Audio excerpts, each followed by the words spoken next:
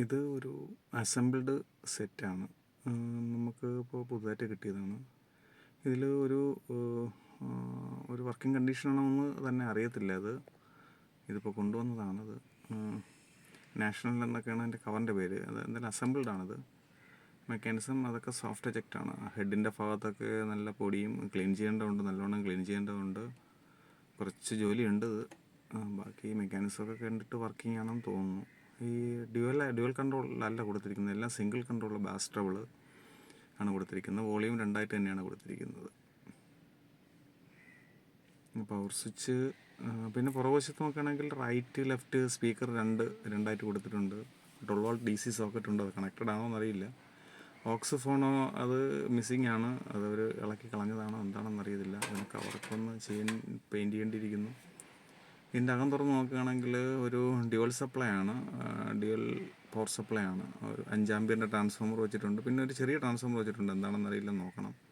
ഇതാണ് ബാസ്റ്റബിൾ ബോർഡ്. ബാസ്റ്റബിൾ പഴയ കാലത്തുള്ള ആ ഒരു ഓപ്പാമ്പാണെന്ന് തോന്നുന്നു. അതിൻ്റെ വെച്ചിട്ടുള്ള ഒരു ബാസ്റ്റബിൾ ആണെന്ന് തോന്നുന്നു. അതും ചെക്ക് ചെയ്യണം. പിന്നെ മെക്കാനിസം ഒന്നും ചെക്ക് ചെയ്ത് നോക്കിയിട്ടില്ല. എലിൻ മെക്കാനിസം ആണെന്നാണ്, എലിൻ തന്നെയാണ് മോട്ടറിൽ കാണുന്നുണ്ട്, എലിൻ മെക്കാനിസം ആണെന്ന് കാണുന്നുണ്ട്. പിന്നെ ഇതിൻ്റെ ഹെഡ് ഫ്രീ ബോർഡാണ്. ഹെഡ് ഫ്രീ ബോർഡ് നമുക്ക് വളരെ ഗുണമുള്ളൊരു സംഗതിയാണ്. ഫുൾ ട്രാൻസിസ്റ്റർ ബോർഡാണ്. IC വെച്ചിട്ടുള്ള 3161 IC വെച്ചിട്ടുള്ളതല്ല. അപ്പോൾ ഇതിൻ്റെ സർക്യൂട്ട് നമുക്ക് ട്രേസ് ചെയ്ത് നമ്മൾ ഇതിലിടുന്നുണ്ട്. പിന്നെ ഇതിൻ്റെ ആംപ്ലിഫയർ ബോർഡ് 3055, അതിൻ്റെ ആ ഒരു പഴയകാല ഡിസൈനാണ്. എന്നാലും നല്ല ഔട്ട്പുട്ടാണിത്. ഡ്യുവൽ സപ്ലൈ തന്നെയാണ്. ഞാൻ ഡീറ്റെയിൽ ആയിട്ട് നോക്കിയില്ല, സപ്ലൈ ഡീറ്റെയിൽ ആയിട്ട് നോക്കിയിട്ടില്ല. ഇത് ജസ്റ്റ് നമുക്ക് കിട്ടിയപ്പോൾ ഒന്ന് ഓപ്പൺ ചെയ്ത് ഒന്ന് കാണിക്കുകയാണ്.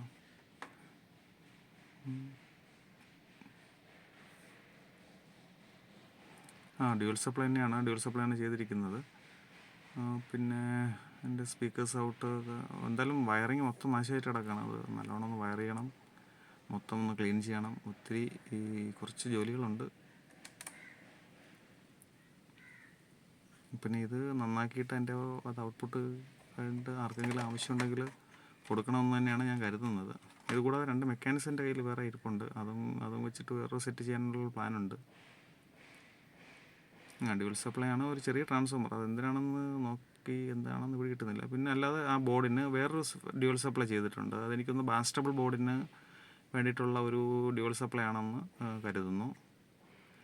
വയറിംഗ് ഒന്നും ട്രേസ് ചെയ്തിട്ടില്ല.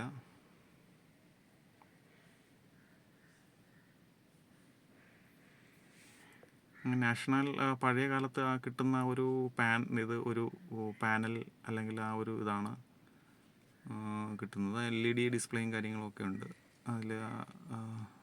അത് അഴിച്ച് നോക്കിയില്ല, മൊത്തം ഒന്നും അഴിച്ചിട്ടില്ല.